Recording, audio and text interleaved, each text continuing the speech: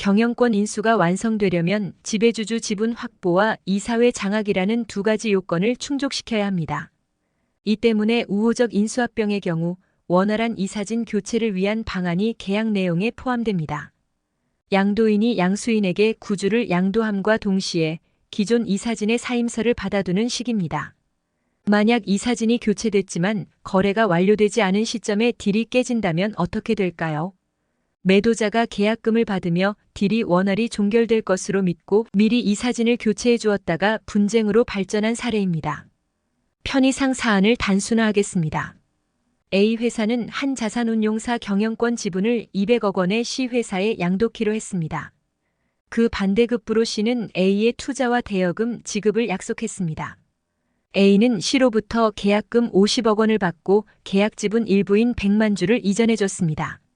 C가 원하는 대로 이사진도 교체했습니다. C는 A에게 일부 투자금을 납입했습니다. 잔금 지급일은 이로부터 약 한 달 후로 정했습니다. 안타깝게도 계약은 순조롭지 못했습니다. 거래 주식이 하자가 없는 것인지 이견이 발생했고 C는 계약이 제대로 이행되기 불안하다는 이유로 잔금 지급은 물론 A에 대한 투자도 진행하지 않았습니다. 그러자 A는 C의 주식 양수도 계약 해제를 통보했습니다. 결국 금융위원회는 자산운용사 대주주 변경을 불허했습니다. 이후 C가 A에게 투자금 반환을 청구하면서 사건은 소송으로 번졌습니다. A는 투자금을 돌려받으려면 동시에 C가 이미 가져간 경영권도 반환해줘야 한다고 주장했습니다. 동시이행 항변권을 말하는데요. 상호 채무가 대가적 관계에 있는 쌍무계약에서 상대방이 채무를 이행하거나 이행 제공을 할 때까지 당사자 일방이 자기 채무의 이행을 거절 항변할 수 있는 권리를 뜻합니다. 2심 법원은 경영권을 반환받음과 동시에 투자금을 반환하라고 판결했습니다. 법원은 A와 C의 자산운용사 지분거래, C가 A에 약속했던 투자가 동일한 경제적 목적을 위한 것이기 때문에 전체적으로 서로 밀접하게 연관된 계약이라고 했습니다. 그래서 A의 투자금 반환은 C의 경영권 반환 의무와 동시 이행 관계에 있다고 판단했습니다. 딜이 깨지면서 교체됐던 이사진을 A 주도로 해임했는데 주주총 회결의 효력정지 가처분 신청이 받아들여지면서 이들이 이사 지위를 유지하고 있었던 상태였기 때문입니다.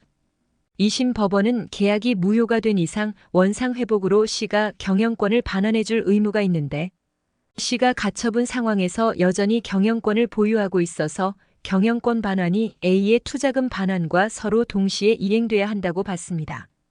대법원은 2심 법원을 파기환송했습니다. 대법원은 지배주식 양도와 함께 이루어진 경영권 이전은 주식 양도의 부수적 효과에 불과하기 때문에 딜이 무효가 되었다고 하더라도 주식 반환 외에 독립된 경영권 반환 의무라는 것을 인정하기 어렵다고 했습니다.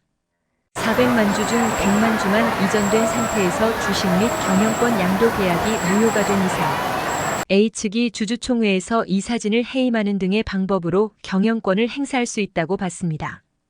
2심의 판결 중 경영권을 반환받음과 동시에라는 부분이 특정되기 어렵다는 점도 대법원 판결에 영향을 끼친 것으로 보입니다. 동시이행 판결은 반대 채무의 이행이 강제 집행 개시 요건이 되기 때문에 목적물이 명확하게 특정돼야 하는데 경영권을 반환이라는 것이 정확히 무엇을 말하는지 모호합니다. 이처럼 법원은 경영권 반환 의무를 주식 이전과 독립된 의무로 인정하지 않고 있습니다. 그렇지만 만일 딜이 무산됐을 때 경영권 반환, 원상 회복 방법까지 계약서에 구체적으로 정하고 있었다면 그 계약 내용대로 이행하라는 주장을 할 수 있는지는 또 별개의 쟁점이라고 하겠습니다.